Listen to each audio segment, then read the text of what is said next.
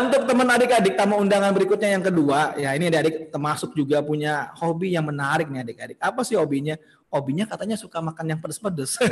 Makan pedes dan pasta katanya adik-adik. Waduh, hobinya makan pedes-pedes dan pasta. Ini menarik sekali Kak Abu. Saya mau tanya, kenapa suka dengan yang pedes-pedes ya? Padahal banyak orang-orang adik-adik menghindari makan yang pedes. Siapakah teman kita ini menjadi tamu undangan di podcast Kak Abu Asad? Yaitu adalah Fatimah. Assalamualaikum warahmatullahi wabarakatuh Fatimah. Mana Fatimah nih? Waalaikumsalam Kak. Waalaikumsalam. Fatimah, kok punya hobinya sangat unik nih, suka sama pedes-pedes. Emang ada yang menarik dari pedes-pedes itu? Hobi itu makanan favorit. Favorit lagi, kamu orang Padang ya? Biasanya suka pedes orang Sumatera nih. Kamu orang Sumatera bukan? Karena asli Jakarta, Nak. Orang Jakarta, asli Jakarta. Oh, tapi kok suka yang pedes-pedes ya sama pasta sukanya ya?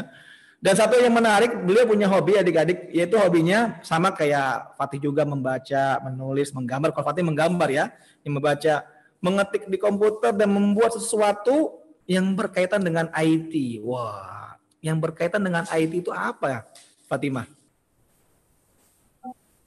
Informasi teknologi itu kayak apa ya? Kayak anak belum terlalu banyak sih, soalnya kode bawah tahun kemarin itu laptopnya rusak, jadi nggak terlalu bisa luasa.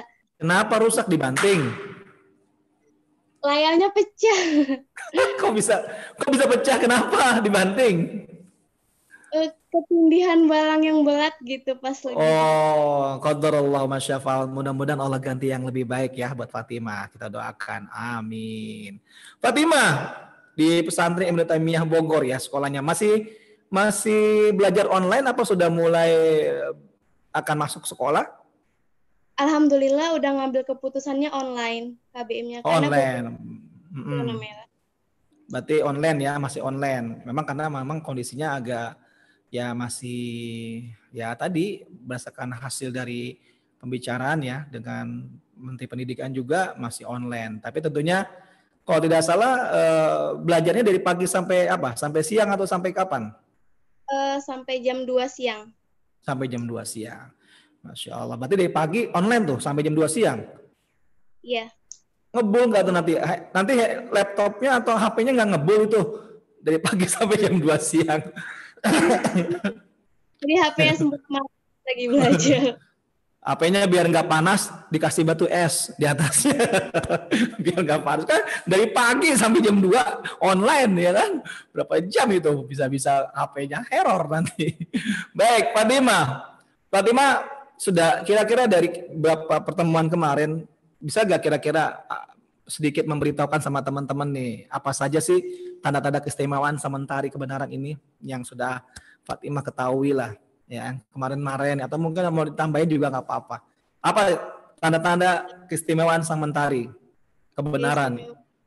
Ya the last prophet, my superheroes.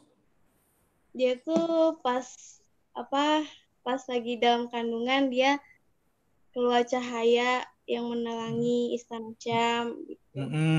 Terus tuh dia itu apa? Gugup. Terus dia itu dibelah dadanya itu suatu keajaiban yang Masya Allah.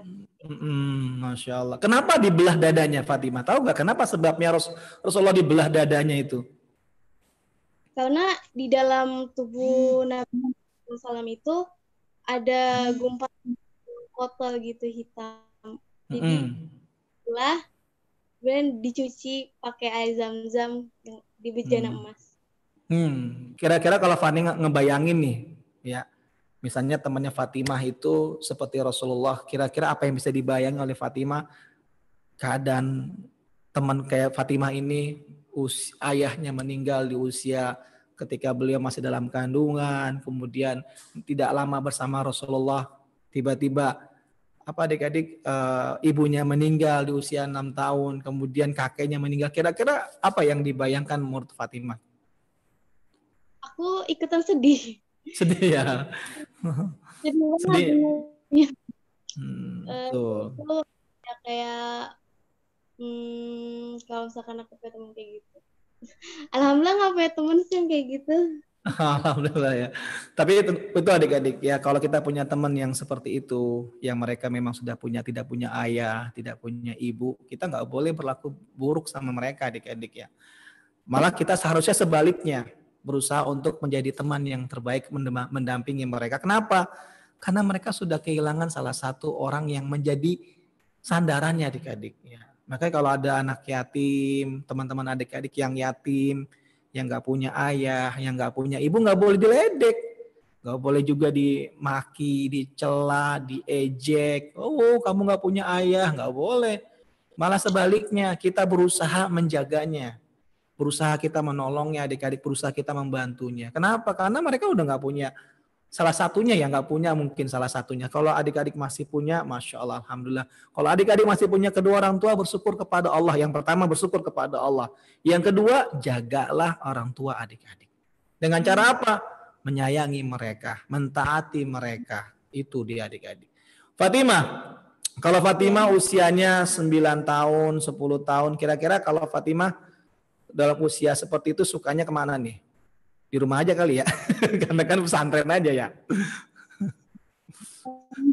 Kalau Umi Abi Ana suka bawa anak refreshing jalan-jalan gitu. Oh, Masya Allah. Kalau usianya Fatimah 12 tahun nih sekarang nih, Fatimah biasanya sukanya ngapain nih kalau usia 12 tahun ini? Jujur nih, sukanya kemana nih kira-kira kalau usia 12 tahun seperti ini? Aku maunya ini kau aja, mau shopping. Shopping. Maunya, biasanya kalau usia 12 tahun senangnya mau kemana nih kalau Fatimah? Kalau pagi-pagi Ana lebih suka ke rumah temen, terus di rumah temen juga kita tuh cuma kayak ngobrol atau enggak santai-santai bareng gitu. Oh gitu, Masya Allah. Tapi tau gak adik-adik, Rasulullah SAW ketika usianya kurang lebih dewasa ya adik-adik, tidak disebutkan usianya berapa, tapi sudah dewasa mungkin usia 12, 13, 14 ya, sudah usia sudah dewasa. Rasulullah pernah cerita adik-adik, beliau punya kebiasaan, bukan kebiasaan, beliau pernah melakukan dua perbuatan yang dilakukan oleh orang jahiliyah. Apa itu adik-adik? Yaitu perbuatan di mana mereka suka kumpul-kumpul di tempat-tempat tempat pesta-pesta yang diisinya di dalamnya banyak kemaksiatan. Ya, contohnya seperti musik adik-adik. Nah, ada kisah adik-adik. Ketika Rasulullah SAW usia remaja seperti itu, dalam satu waktu, dalam satu malam, Rasulullah mendengar ada suatu keramaian di Mekah adik-adik ya. Ya tempat beliau nggak jauh adik-adik. Kemudian Rasulullah menitipkan kepada seorang temannya, pemuda Quraisy ya, yang berada di pinggiran kota Mekah ya, untuk menitipkan ya kambingnya yang digembalakan oleh Rasulullah SAW, yang digembalakan oleh Rasulullah SAW, dititipin, titip ya, mau kemana? Aku mau lihat tuh di sana kayaknya ada rame-rame gitu mungkin adik-adik ya. Rasulullah bercerita, kata Rasulullah, tolong jaga kambingku, kata Rasulullah ya. Aku ingin begadang malam ini di Mekah, sebagaimana para pemuda lainnya begadang. Kemudian kata temannya, ya baik kalau gitu aku jagain kambing kamu.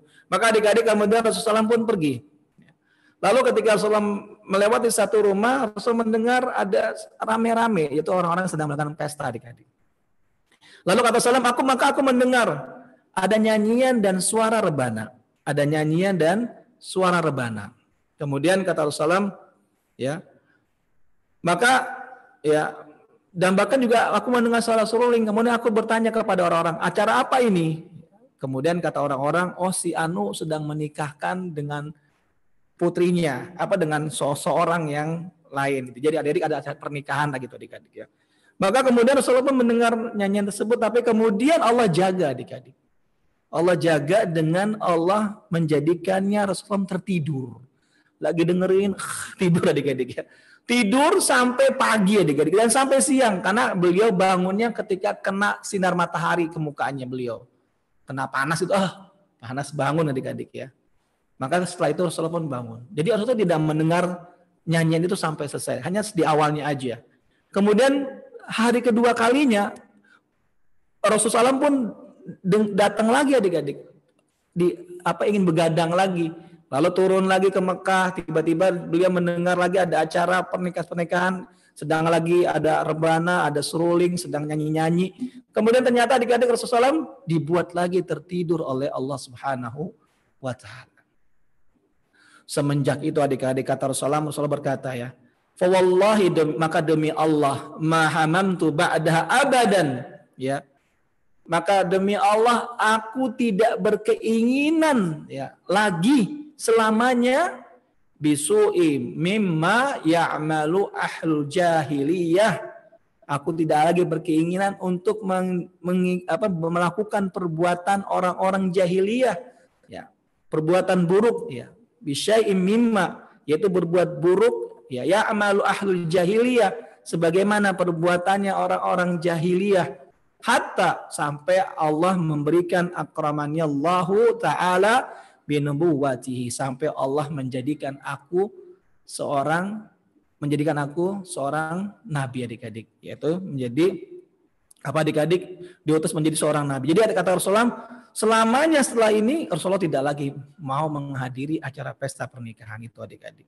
Inilah salah satu Rasulullah dijaga sama Allah adik-adik. Dijaga sama Allah dari apa? Dari perbuatan yang jelek. Apa itu tadi yang jelek? Apa Fatimah yang jelek tersebut apa? Yang dikatakan oleh Rasulullah SAW sebagai perbuatan jahiliyah apa Fatimah? Tadi kata Rasulullah kan apa? Acara pernikahan yang ada musik-musiknya, bana, seling, sama nyanyi gitu.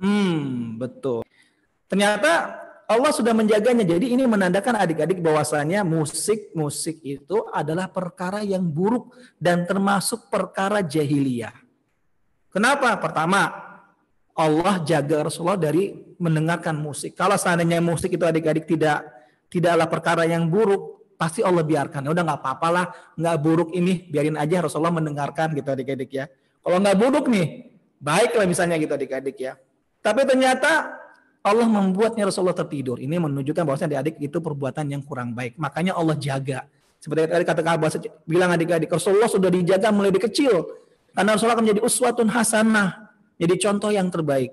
Kemudian kata Rasulullah mendengarkan musik tersebut, nyanyian tersebut adalah merupakan ya'malu ahlu jahiliyah, yaitu perbuatan orang-orang jahiliyah. Orang-orang jahiliyah itu orang-orang yang jahil adik-adik. Makanya namakan jahiliyah orang-orang yang jahil.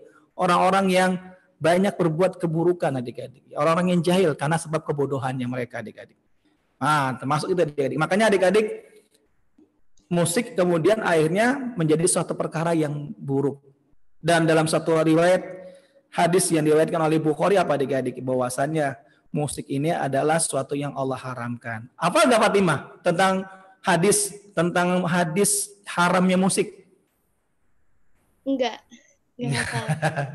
La yakunanna min ummati aqwamun, ya, akan muncul satu umat dari kalanganku, ya, yastakhilluna, yang menghalalkan al-hira, yaitu apa adik-adik?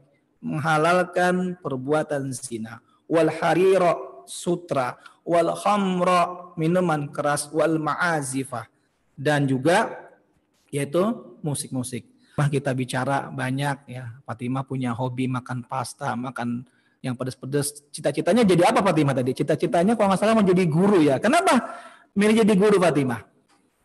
Guru sama penulis. Guru sangat? Sama penulis. Oh, sama penulis. Kenapa pengen jadi guru dan kenapa ingin jadi penulis? Kalau jadi guru itu karena anak kan punya adik. Dan tahun kemarin itu anak kan nggak sekolah, anak istirahat dulu. Seharusnya kemarin tuh SMP kelas 7 tapi anak nggak sekolah. Jadi kemarin tuh anak ikut kelas dan sambil nungguin adik anak TK, sekolah TK. Dan anak tuh suka banget ngeliat guru-gurunya. Terus anak termasuk anak yang suka ngajarin adik anak gitu. Masya Allah, barakallah fiik. Harus tuh. Iya, sudah punya jiwa nih, jiwa suka mengajar nih ya. Terus apa lagi Fatimah? Penulis ya. Kalau penulis karena anak suka nulis, dan Ibnu Taimiyah itu punya terbitan buku Pustaka Ibnu Taimiyah. Itu tuh anak tuh punya kisah hidup yang luar biasa. Jadi anak tuh pengen nulisin buat ngasih tahu ke orang-orang, ngasih tahu ibunya buat yang lain gitu. Menulis apa nih? Menulis apa? Menulis cerita atau menulis karya ilmiah atau menulis apa? Nulis kisah hidup nyata gitu. Jadi Oh, nah, kisah hidup nyata, anak perjalanan hidup ya. Kenapa? anak luar biasa. Karena tahun kemarin itu dulu anak punya cerita yang benar-benar nyentuh hati banget. Jadi anak pas tahun kemarinnya lagi ya, itu tuh punya cerita yang kayak nyentuh hati banget tentang anak yang masuk pondok ini cuma kenapa-kenapa, pokoknya anak punya cerita. Dan kemarin alhamdulillah anak udah tobat gitu ya. Anak masa ternyata ada ibrohnya juga pas pandemi ini. Jadi ketika kakak-kakak anak dijemput di pondok, anak mulai ngerasa oh ternyata ada hikmah di balik cerita ini gitu. Jadi anak ngerasa bikin dong, kita tungguin nih tulisannya Fatimah tentang cerita indah kehidupan yang Fatimah alami. Mudah-mudahan Fatimah bisa menyelesaikan tulisan dan bisa bagi-bagi buat kita semua ya, insya Allah. Ditunggu loh Fatimah tulisannya. Baik.